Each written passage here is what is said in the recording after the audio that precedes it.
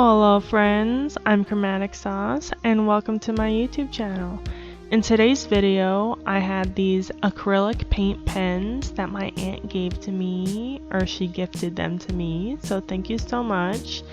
And she just wanted me to be inspired by these pens, and so I figured I'd give them a shot on this drawing of roses. I was inspired to do roses in sort of like a tattoo style. So these are just paint pens from Amazon. So here I am opening the package and just testing out one of the colors. You can see here where the ink is starting to come out, and when you press on them, a lot of ink comes out and kind of bubbles up. And these are mainly better for lines, which I soon discover. But that's basically how the testing went, and this is the composition I came up with. I just got a couple roses off of the internet, and I got some rose buds, and I just arranged them in a way that I thought looked pretty nice. And then I started on my sketch. Now, first I was just sketching out basic shapes and laying out my composition. I like to get my composition on Procreate like I had there, and that just helps me figure out my layout and make sure when I'm drawing on a regular piece of paper that my proportions are all right in terms of the size of the paper, because a lot of times when I'm just going straight off of an image onto a different dimension piece of paper, I'll draw something too big or too small and it won't fit in the paper properly. So a good tip is to crop your image or put it into an image that's the same size ratio. So in Procreate, I just chose a 9x12 canvas, and using that canvas, that's what I created my composition on. And then when I go to draw it on this 9x12 piece of paper, it made it very easy for me to come up with my layout. Even if things are a little bit off, I can still know how far away they should be from the edge of the paper and the edge of my canvas or whatever I'm drawing on. So I find that that really helps me out. So you see, I got my shapes down first, and then I went in to do a little bit more detail. I chose to do my larger flowers first before I did the buds, because I felt like the buds would be a lot more difficult, and if I had to erase anything, I didn't want to erase the detail in the buds. And I also feel like since the bigger flowers were obviously bigger, I figured I would figure out what kind of space they took up in the composition first, and I sort of tweaked where the buds were a little bit as I was sketching. You know, this is the discovery phase of the drawing where you're figuring out your layout and figuring out where everything goes. So that's just what I'm doing here, and I really like how free and organic these shapes are. I really love the look of the buds and the way the leaves are coming up around the flowers, and I think it just looks really pretty. At the end of my sketching phase, I realized that my flowers were a little bit lighter, so I just darkened up those sketches. That way they wouldn't completely fade away when I went over them with my kneaded eraser. That way I could still see the solid and official lines left on the paper. That's when I got out this black paint marker. The package said to shake vigorously, so I shaked vigorously and then I cut the wrapper off. And after I did that, I wanted to just test it out and start the marker not on the piece of paper. Now, if you're doing this at home with any sort of paint marker, especially if you haven't used it before, this was a very dangerous activity because these markers could have splattered all over my painting. But you know, I was just being reckless, and I wanted it to be in frame, so I did it right next to it. So just be careful when you're using something that you're not sure how it works really, and it really could have been detrimental to my drawing if I splattered it all over, but it worked out in the end. So then you see me here, I'm just doing it like a sort of like a traditional tattoo style. That was my goal for this painting, and I just went over all of my lines with this black. I had to go over a couple times to make it a little bit thicker and make the lines a little bit bolder, but these markers were pretty good for the lines. It just took me a while. Every once in a while I had to get the ink out, but obviously I wasn't gonna press it on my paper. I wanted to make sure I took it off of the paper to get the ink started on my little test paper. And so I just skipped ahead in this video.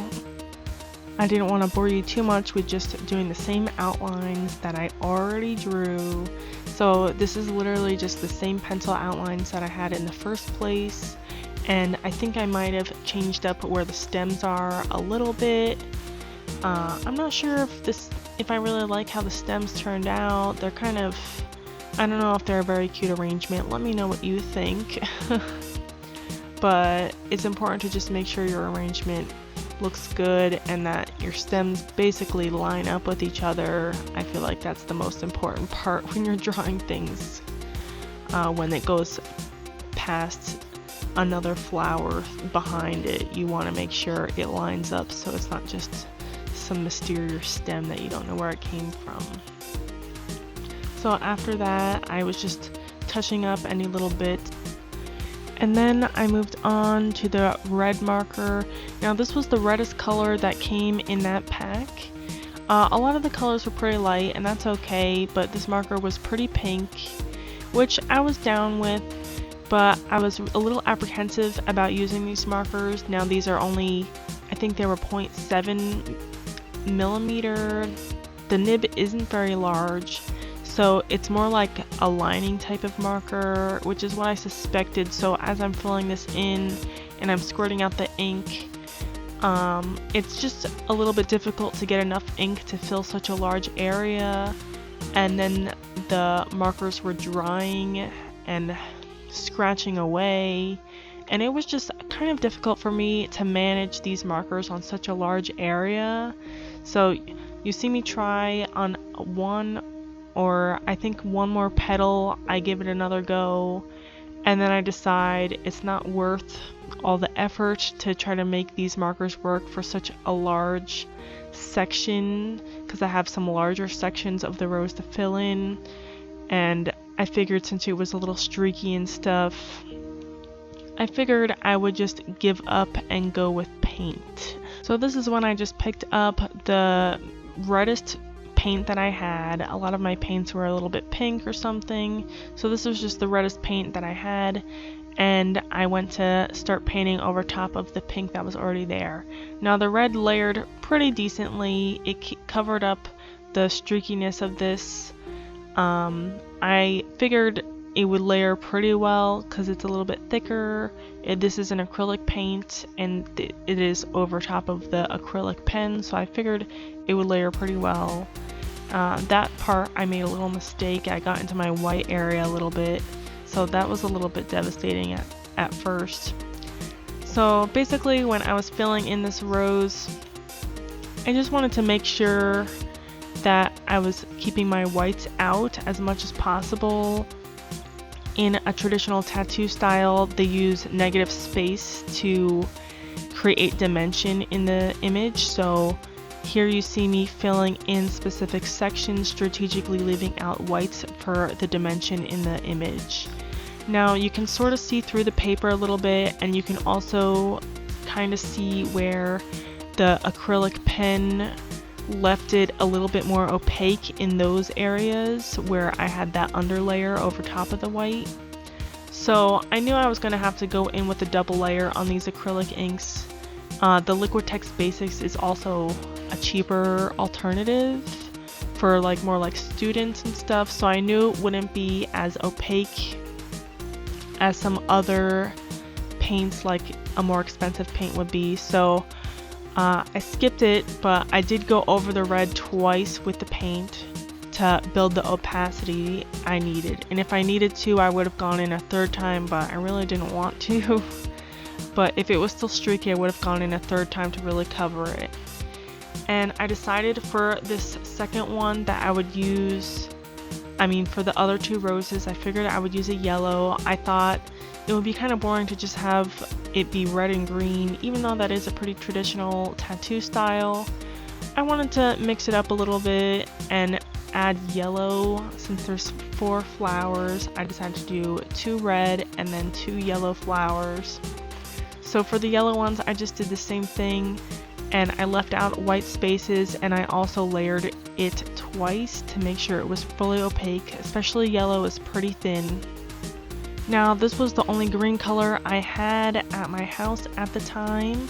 It's been a while since I really painted, so this was all I had to work with in terms of the paint. And basically I just mixed in the darker sap green with the rest of my yellow that I was no longer going to use because I already layered it up there. And I just mixed it together with my palette knife, and then I basically painted over all the green sections of the flowers. Now there was a lot of details in my black lines in the first place, so I figured I had already taken a picture of it and I just wanted to make sure the green was opaque, so I just went over top of those lines, and my goal was to just look at my photo for reference of where the lines were.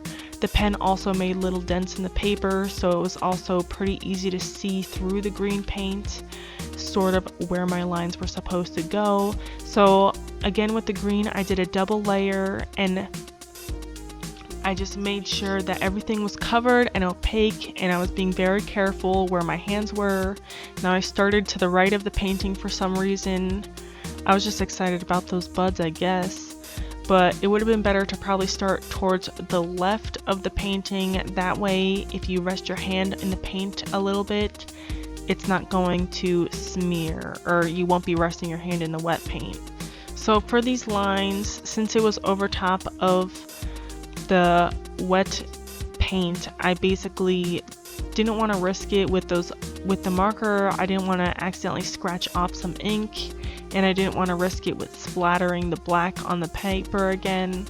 And I figured since I already gave up with the markers for a little bit of it, I figured I would just finish up using a little bit of paint for the outlines. So you see me here, I'm just redoing the outline again. Using the paint and a brush also helped me get a lot thicker of a line on the first try. Now the paint markers, they're a lot better for just a line, so they weren't too good to layer up to get this slightly thicker line that I wanted, because it would sort of scratch away its initial application. So basically I went all the way through and I relined all my lines again, and I accidentally got a little bit of black on my white. So you see me here trying to erase it and trying to scratch it off, and it was hopeless.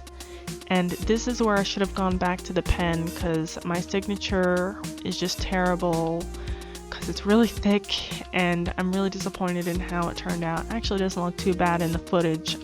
Maybe it does. And basically I just painted with my black paint. And then this is what I was excited about using these markers for once I gave up on them in the first place.